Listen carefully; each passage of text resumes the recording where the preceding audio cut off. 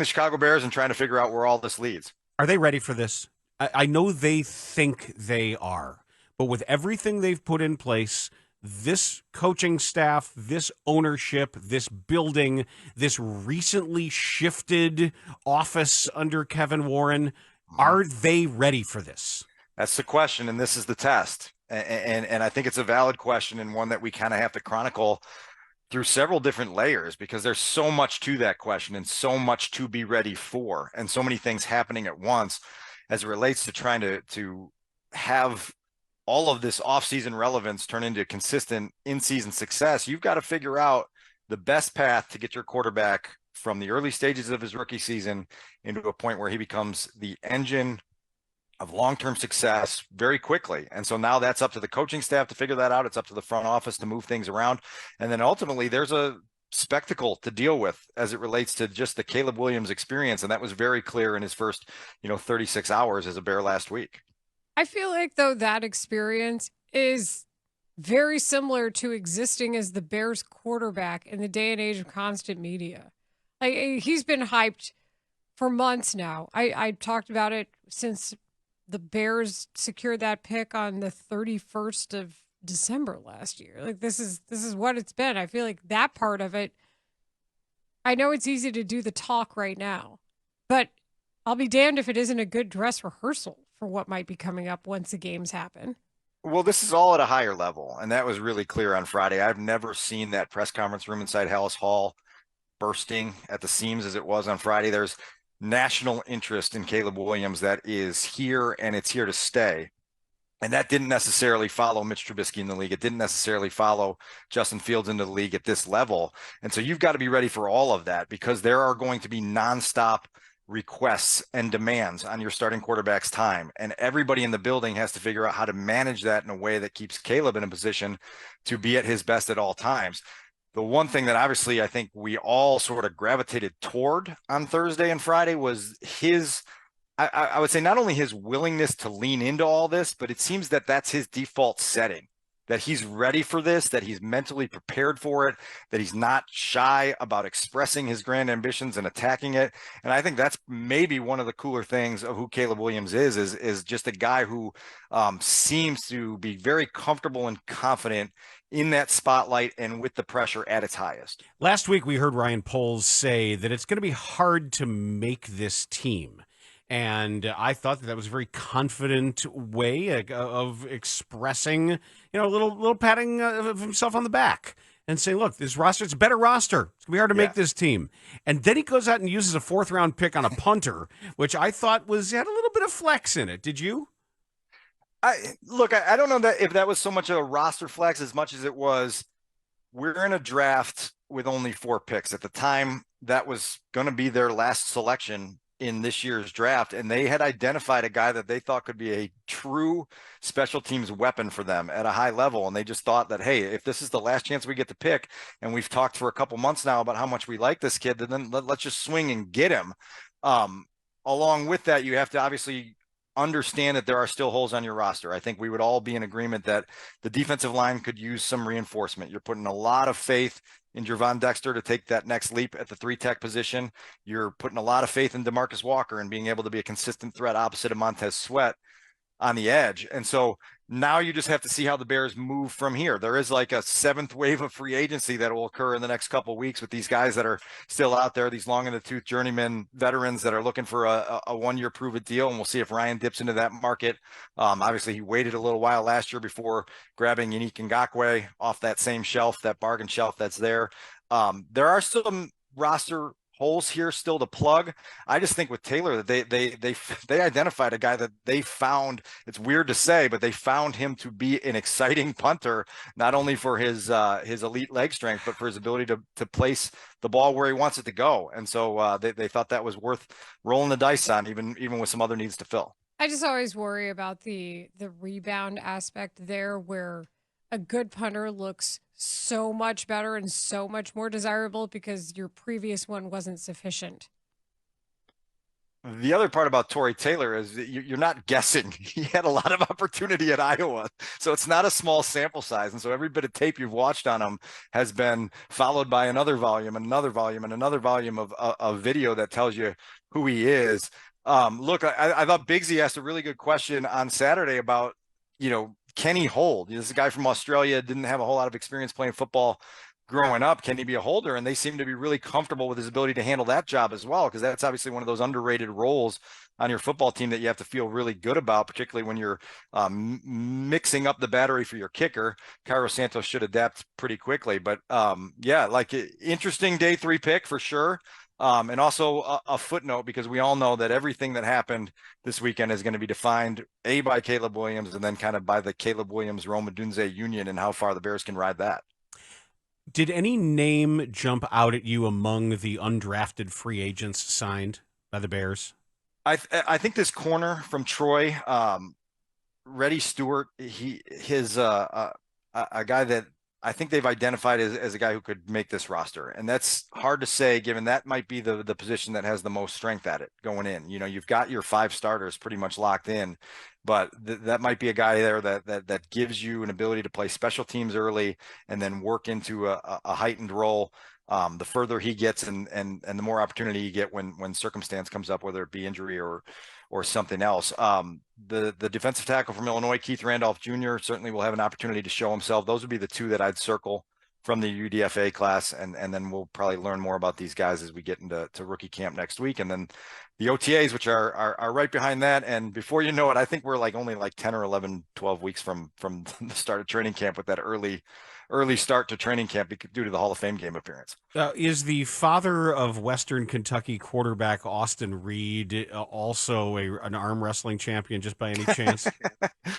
I don't believe so. And I always remind people, because on the night that the draft ends, there's always a ton of buzz on the quarterbacks that get picked up in undrafted free agency, and you need more than one to run a rookie mini camp. Mm-hmm. And so there will always be a guy to throw the ball around for a few days. And now listen, I will confess to this.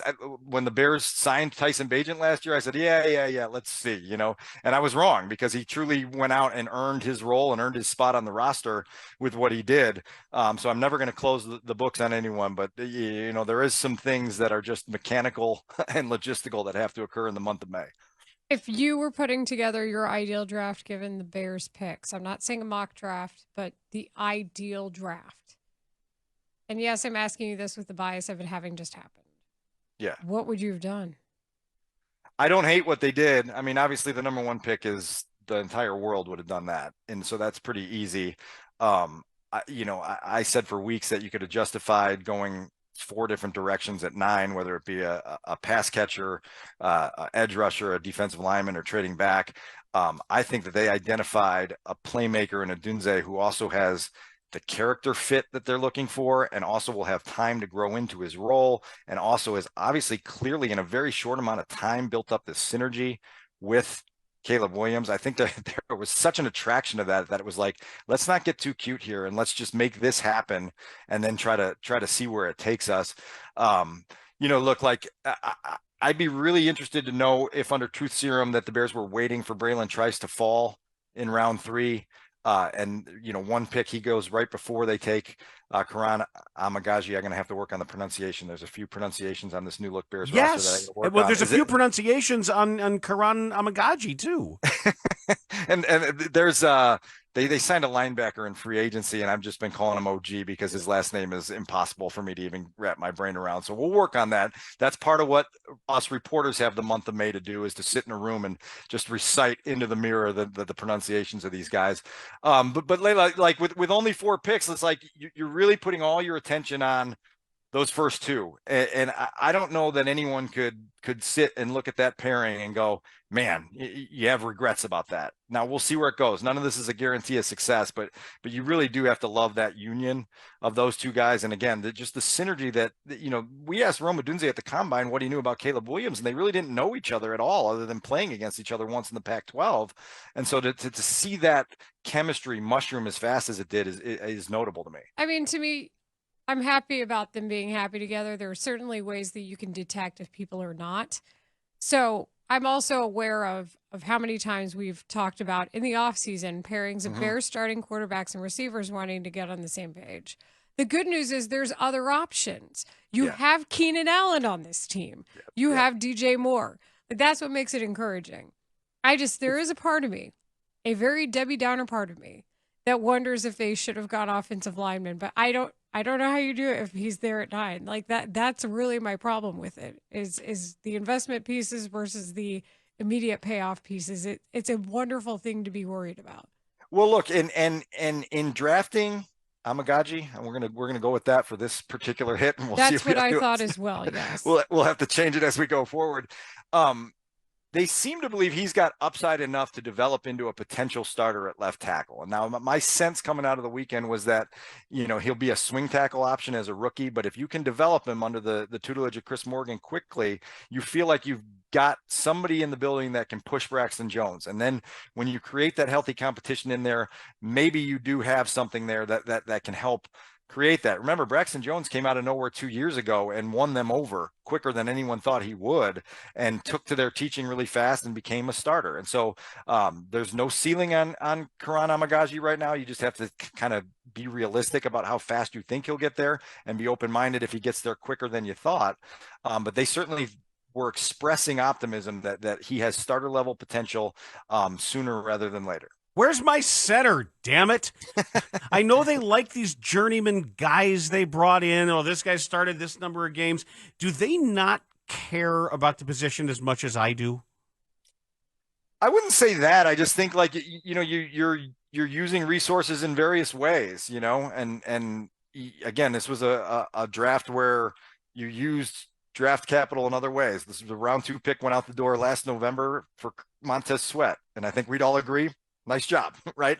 The 4th round pick went out the door, a month ago for Keenan Allen. I think we'd all agree, nice job there. And so you just have to use your resources accordingly. You're never going to be able to fill everything in one off season. And they got themselves some flexibility with Bates and Shelton to allow themselves to not be urgent on that front. And then now one of those guys is going to have to go really put a stranglehold in that job and play at a level that allows things to function up front. Because as we all know, if you're leaky up front, it really kind of makes life difficult on a young quarterback. Tell me about it. Got a lot to try to figure out, That's what I'm dealing with, and then I'm mad at myself for having the thoughts. That's why I don't wear khakis anymore. But one of the cool things about this is you think that you now have got yourself a next level quarterback that can mask some of these deficiencies, whether it be in personnel, whether it be in coaching, whether it be everything. If Caleb Williams is everything he's been advertised to be, this is 3 worlds above Mitch Trubisky. It's 2 worlds above where Justin Fields was. There are gifts for the quarterbacking position that Caleb Williams has on day 1 of rookie minicamp that those other guys were still trying to figure out well into year 3. And so that's the jackpot that you just claimed in this lottery. Thank you, Carolina Panthers. Thank you, Houston Texans, for winning that game in week 18. This has all led you to having a guy that is supposed to be the guy that makes up for other people's deficiencies. And again, I'll say this, getting to know Caleb Williams a little bit better over the last month or so, I have different perceptions of him than I did back in January. And I'm enthused about that. I'm optimistic about that because he really does seem to have a very grounded ambition about him, if that makes sense. He's speaking high-level goals out there into the public, but he also understands what it takes from him, and he just seems to have a very, very notable comfort in the way he's going to attack this. And it's changed who I thought he was and who some people in the league thought he was when the pre-draft process started to really intensify after the year. I think there's some generational conflict there. I think when there's so much being said about you on that level surrounding you, that you have a couple different ways you can go about it. And if the best path for that person is to control some of the narrative himself by speaking more, I don't hate that approach at all. No, but I also don't think I think he did, look, I spent 7 years on Tobacco Road and covered Coach K for a long period of time. And one of the things that I thought that I learned from following him was learning what to ignore and what to respond to. And there's an art to that, particularly for a 21, 22-year-old kid that has to decide when to chime in on the conversation and when to sit back and say, I don't really care if people have these misperceptions about me.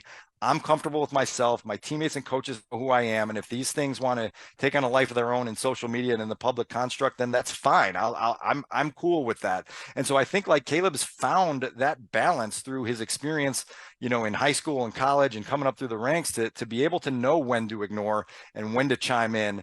Look, like he's about to get it on a much louder, more amplified level here in Chicago. The criticism is going to be, really loud when he struggles for a month. The praise is going to be over the top when he has a couple 400-yard games. Yes, I am predicting a couple 400-yard games in his career. And he's just going to have to learn to deal with that all. But he seems to understand that that's coming and has comfort in his own skin and faith in the people around him to help him navigate all that. Well, Dan was talking about scouts, not so much Joe Schmo who's going to complain about everything on any given day. I think that there are some scouts who maybe, did him a disservice when it came to describing his personality and how it might fit. And I think you're going to see a lot more of that with younger generations pushing back against scouts who come from older schools of thought. That was my observation. Yeah, no doubt. And those people are affecting your bottom line. They're affecting your livelihood. But some of this is also like there was some really detailed homework that needed to be done from January through April. And I give the Bears credit for going out and doing it with an open mind and doing it in a number of different forums with a number of different strategies to try to figure out what they were dealing with. That the private dinner at Haugh during his 30 visit to send him off with some of the core team leaders of the team to get their feedback.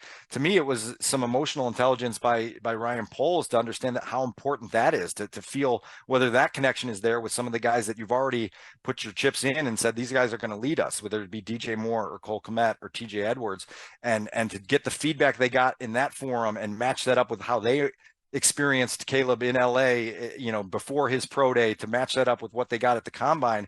Like they did homework that they knew needed to be done and they got the answers they wanted. And now obviously you pair that up with the tape and the gifts and again, I can't stress it enough. Like the Caleb Williams walks in here next week to practice as the most gifted quarterback to ever put on a Bears jersey. And now it's up to him to use those gifts to take the Bears where they haven't gone. But we've never seen a guy with this number of traits at that position to try to take their swing at what we know has been a high strikeout rate challenge here in Chicago. I don't like doing this sometimes, but in a pro town, it's okay. We're not doing this with kids. These guys do it for a living. When we talk about the roster spots that are now in danger because of the draft, Trenton Gill is obviously out. Yeah. We know that my other guess would be that the Dominique Robinson experiment as an edge is probably supplanted by Austin Booker. Can I also throw in Velus Jones? Well, that's the question. At some point, even though that was your first big offensive draft pick and you've been invested in him, I'm wondering when Velus Jones is out. Who else did you circle as now in danger of losing a roster spot? Well, the Velus Jones one is really interesting because of the change in the kickoff rules, right? And if they believe internally, Richard Hightower was part of the group of special teams coordinators who helped revise these rules in a way that are going to work in the NFL. And if you determine that there are going to be a significant volume more kickoff returns and you really feel like he still has kick return potential, well, maybe he does get one last long look during training camp this summer and preseason games to say, yeah, like I can be this guy, a specialist only and mixed in periodically as a gadget guy on offense. The Austin Booker pick to me is really, really interesting because he even agreed, the word on him in league circles is that he's raw. And I asked him, was that fair? And he said 100%. I've got a lot of growing to do in terms of physically in my body to get ready to play at the NFL level. I've only played a very limited amount in college through 2 stops at Minnesota and Kansas. There's, no promise that he's ready to go at the start of the 2024 season in a significant way. And that's a position, Dan, where they don't have a ton of depth right now. And so Dominique Robinson may be actually a beneficiary of the fact that they haven't fortified the depth there in a way that chews up a ton of roster spots. Look, they're gonna have a lot of work to do to figure that. I think that defensive front is the place where I'm like wanted more out of this offseason than they got, and now we've got to figure out how they have the vision for that. But a guy we haven't talked a lot about in this offseason is Eric Washington, the new coordinator, and one of his strengths is in grooming defensive linemen. And so you would think the pairing of him and Austin Booker might be very beneficial. But we'll see. We'll see when we get out on the field and what he brings to the table right away. Dan Wiederer, I know you've been super busy. I don't know if you're going to take there is no break because we got rookie mini camp coming up. And schedule release next and week. So, oh my God, all the cartoons and the memes. There's one thing Dan loves. And the anime and all that. Well, I'll look, do like my this best schedule's to cool. get I think into I tweeted it out on Friday. They've got 6 games against quarterbacks who were drafted number 1 overall, 4 games against quarterbacks that were drafted in the top 10 this year. So like if you're a schedule maker and you're looking for primetime possibilities, the Bears are going to have like 5-6 primetime games. You know Last better. place But you know better because at least half of those are going to be against second or third string quarterbacks. Yeah, but when the schedule's being made, they're not counting on I that. know. Nobody is. I keep reminding everybody's like, I said, well, look, guys get hurt. Guys get hurt. Quarterbacks get hurt. Linemen get hurt. All of these skill position players, is there going to be enough to go around? Yes, because half these people are going to be hurt.